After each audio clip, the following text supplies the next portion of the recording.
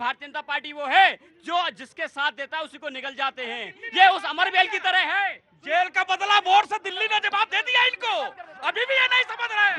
देखिए, भाजपा उस अमरवेल की तरह है, जिस पेड़ पे लटकेगी उस पेड़ का खाएगी, उसी पेड़ को बर्बाद करेगी। इसीलिए कोई कह रहा है हमको होम मिनिस्ट्री दे दो, कोई कह रहा है स्पीकर दे दो। उनको पता है अगर छोड़ दिया भारतीय जनता पार्टी को, सबसे पहले उन्हीं को खत्म करेगी। इसलिए डर इनको। बस करिए आप, ये आग लगाने के सिवाय और इनको कुछ आता नहीं है।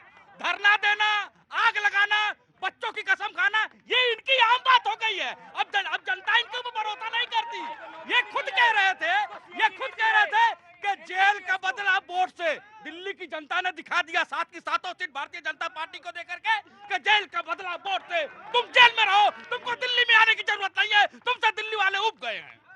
देखिए भाई, करावल नगर में रहता है, पानी भी इसके आता है। पूछना चाहता हूँ, इसको सीएनजी नहीं चाहिए क्या? गैस का सिलेंडर नहीं चाहिए क्या? डीजल पेट्रोल सस्ता नहीं चाहिए क्या? बच्चों की नौकरी नहीं चाहिए क्या?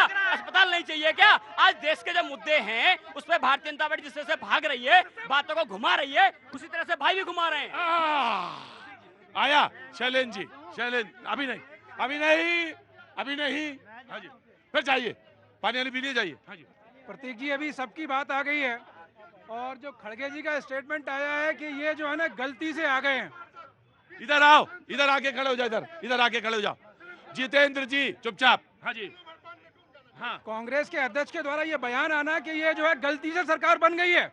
मैं ध्यान जरा आकर्षित कर दूं, उनके गृह राज्य में कर्नाटक में ये बड़ी बात कर रहे हैं। कर्नाटक में आज पेट्रोल के 3 रुपए और डीजल पे 3 रुपए 2 पैसे। तो ये काम जो है जान के किया या गलती से हो गया? जरा खड़गे जी इस पर प्रकाश डालें। जो है भाई, वो गलती से सरकार बन गई ना। अब ये महंगाई पे बड़ी संजीदगी से बात करते हैं। लेकिन एक बात है, देखिए अरहर की दाल, उड़द की दाल, मसूर की दाल है ना, और ये जो दालों का है वास्तव में सच में बहुत महंगा है इस समय।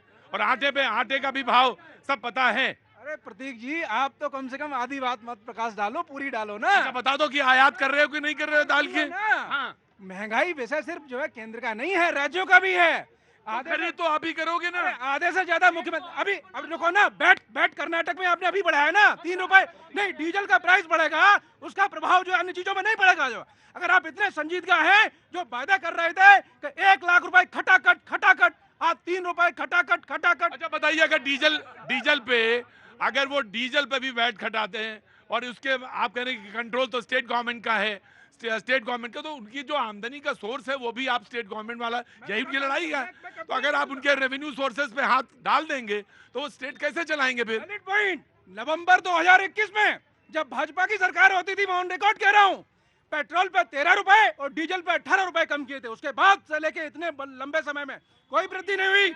और ये आए 3 रुपए पेट्रोल और 3 रुपए 2 पैसे डीजल। इलेक्शन के टाइम में पैसे कम हुए थे, वो उस टाइम इलेक्शन थे। उस टाइम इलेक्शन थे। आ गया कहाँ से आना हुआ साहब? प्रतीक जी, आए कहाँ से? Actually I am also from Odisha but I am अच्छा, वर्किंग एट एनआईटी सिलचर। अच्छा मैं आईआईटी सिलचर, एनआईटी सिलचर। मैं आ गया सर, आ गया जैसा एनआईटी सिलचर से जी, मैं आ रहा हूँ आपके पास जी। इनको हारने का रीजन ये खुद हैं, इनकी आइडियोलॉजी धीरे धीरे चेंज हो रही है। इसका रीजन जो है ये किसका? बीजेपी की। ये अच्छा। दूसरे पार्टी के लोगों को जो तोड़ फोड़ के अपने अंदर ये भी एक रीजन रहा। हाँ, एक रीजन था जो अपनी पार्टी में ये जो है लगातार लेते जा रहे हैं। इनके खुद के कार्यकर्ता जो 15 साल 20 साल से लगे हुए हैं, जब उनको रिस्पॉन्स नहीं मिलेगा तो अंदर भीतर गात बढ़ेगा। वही रीजन था इनका सबसे बड़ा हारने का। दूसरी पार्टी का कोई बंदा आज आके जो शामिल हुआ उसको आपने टिकट दे दिया, सांसदी दे दिया। जो अगला 10 साल से इंतजार कर रहा है, पूरे उसमें फील्ड में सेवा कर रहा है लोगों की, उसका कोई रोल नहीं है। बिल्कुल सर, वैलिड पॉइंट्स है ये, वैलिड पॉइंट्स है, बोले बात कर लीजिए। उसका सबसे बड़ा रीजन ये था, इनको अपनी आइडियोलॉजी ठीक करना चाहिए। जल्दी के चक्कर में, ज्यादा कुछ पाने के चक्कर में जो है इनके पास वो भी खोने के लिए तैयार हैं। और साथ में जो इनका जो धीरे धीरे आरएसएस के साथ विवाद बढ़ रहा है, इनकी आइडियोलॉजी जो चेंज हो रही है भाजपा वालों की, इसीलिए आरएसएस से विवाद बढ़ रहा है। तो इनको अपनी आइडियोलॉजी ठीक करने की। क्या नाम है सर आपका? विजय गुप्ता, एमपी से। विजय गुप्ता एमपी से। एमपी में कहाँ से हैं आप? सतना से। क्या काम करते हैं सर? सर मैं मार्केटिंग करता हूँ। मार्केटिंग करते हैं, सतना से आए हैं, मार्केटिंग करते हैं, मार्केटिंग का काम है इनका। और इन्होंने दो पॉइंट्स बताए कि क्या कारण था ये जो 272 मामला नहीं पहुंचा। जी, ये बच्चों को लेके कौन आया? अरे इतनी बड़ी गर्मी है भाई, देखिए बहन जी, इतना इस समय 50 आज छू गया टेम्परेचर, और सब बालक कुलाएं हर साइज के हैं इसमें। इनका नाम क्या है? विदित। इनका जागराव। इनका ज्ञान। और इनका गुन्नू। त्रिशा। भवानी जय हो। हाँ जी, सारे परिवार वाले लोग आए हैं, 3 4 5 सर। कहाँ से आना हुआ सब आपका?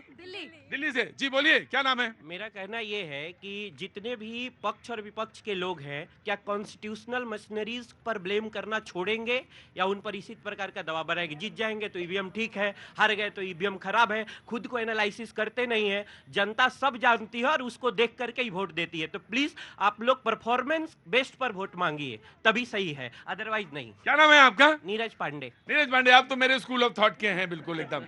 मैं तो पुराने स्कूल, जर्नलिज्म के पुराने स्कूल का आदमी हूं। लेकिन आपने कहा कि आप परफॉर्मेंस करिए, परफॉर्मेंस पे ध्यान। किसी ने कहा कि देखिए साहब, जो बार बार बदले गए लोग वो भी ठीक नहीं था, और एनालिसिस जो है ये जनता के बीच पे एनालिसिस है और ये चलती रहेगी। हाँ जी प्रतीक जी। कहाँ से प्रतीक जी? बोलिए। देखिए, मैं ये कहना चाहता हूँ। कहाँ से आना हुआ? मैं आजमगढ़ यूपी से हूँ। आजमगढ़ से हैं? अच्छा जी बोलिए। मैं ये कहना चाहता हूँ, जो ये लोग अलग अलग कारण बता रहे हैं बीजेपी के हार का, कोई कार्यकर्ताओं, पुराने कार्यकर्ताओं विश्वास नहीं होना। देखिए, मैं ये बताना चाहता हूँ, 2014 में मोदी जी के नेतृत्व में भाजपा की पूर्ण बहुमत सरकार बनी, 2019 में भी बनी, 2024 में इतनी एंटी इनकम्बेंसी होने के बाद देखिए वो एंटी इनकम्बेंसी जो थी ना, वो फैलाई गई थी विपक्षी नेताओं द्वारा। लोगों को जातियों धर्मों में बांटा गया, लोगों को झूठे झूठे वादे किए गए, झूठे झूठे प्रलोभन दिए गए, लोग बहका के, लोग पता उसके बाद भी मोदी अच्छा, ये जनता इतनी सीधी होती है क्या? देखिए, हाँ, लोगों को बहकाया गया। अब बताइए, 1 लाख रुपए का जो बांड भरवाए थे जब चुनाव चल रहा था जिस टाइम पे, ये गलत है कि नहीं? चुनाव आयोग को तो संज्ञान लेना चाहिए था उस टाइम पे। ये प्रलोभन दिए हैं केवल। और सुनिए, जनता अपनी गलती का पछतावा करेगी। 2027 में पूर्ण बहुमत की सरकार उत्तर प्रदेश में बनेगी। बताइए, 1 लाख रुपए के बजाय लार नहीं टपक जाएगी? 1 लाख रुपए के लिए तो लार टपक सकती है जी। बिल्कुल मैं आप ही को दूंगा, विपक्ष के पास ही आऊंगा, बिल्कुल विपक्ष का।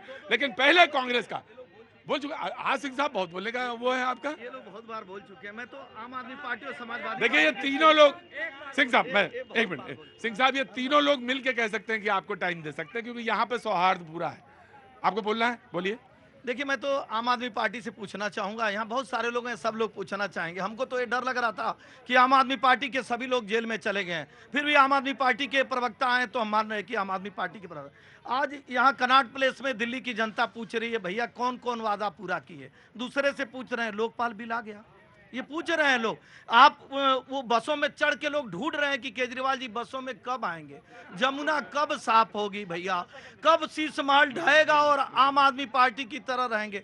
तो मुझे लगता है कि जनता ने जवाब दे दिया। और कांग्रेस से ये पूछना चाहूंगा, इनका मटका आप फोड़ रहे हैं कि आपका मटका ये फोड़ रहे हैं? दिल्ली में तो आज दिख रहा है कांग्रेस वाले आम आदमी पार्टी का मटका फोड़ रहे हैं। अब मैं समाजवादी पार्टी को 10 ही देखिए ये वो युति है, ये वो समझौता है आम आदमी और कांग्रेस, आम आदमी पार्टी और कांग्रेस का, जो कभी जुड़ सकते हैं और कभी अलग हो सकते हैं। तो ये हाँ नहीं तो इन्होंने बनाया है ऐसा। आज आप बहुत you have to wait now.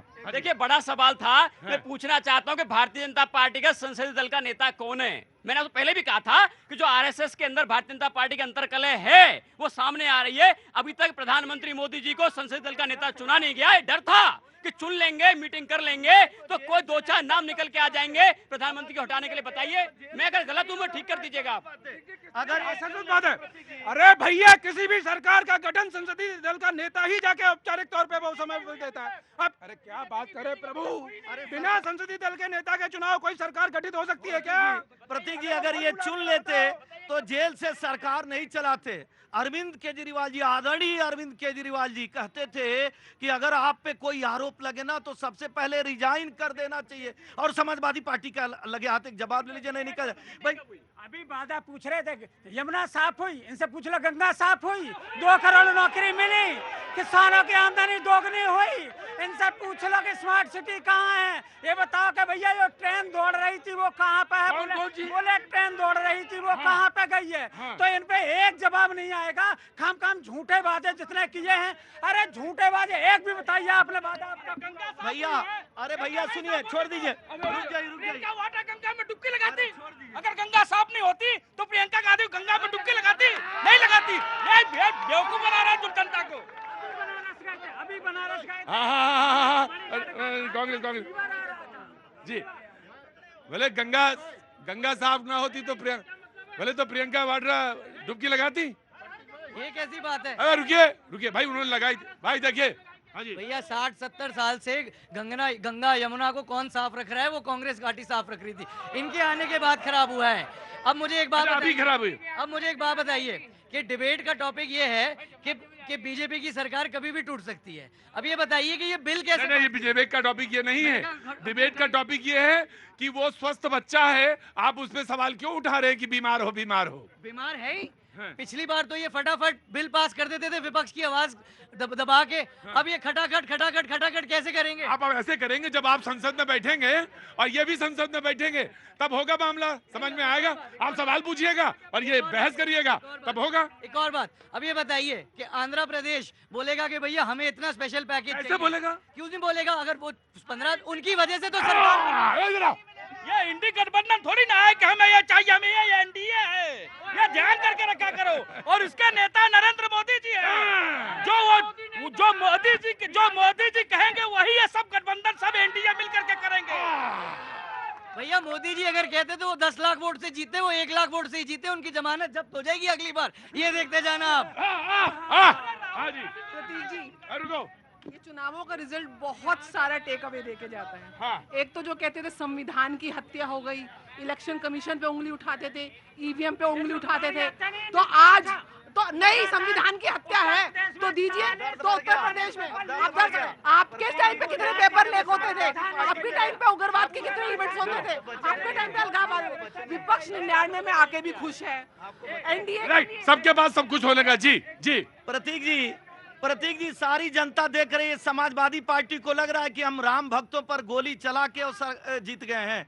नहीं भैया, राम भक्तों पर गोली चला के नहीं जीते।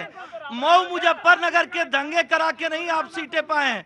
आप अपराधियों को जेल में मछली खिलाकर सीटें नहीं पाए। अरे यही समाजवादी पार्टी है। दिन में महिलाओं का अपहरण हो जाता था, यही समाजवादी पार्टी है। अरे यही तो दुख है कि राम भक्त जीत गए, ढोंगी हार गए। जितेंद्र जी इसलिए नहीं पूछेंगे कि आप जो है डिसिप्लिन ब्रेक करते हैं। वक्त थोड़े से ब्रेक के बाद फिर आया। ऐसी वाणी बोलिए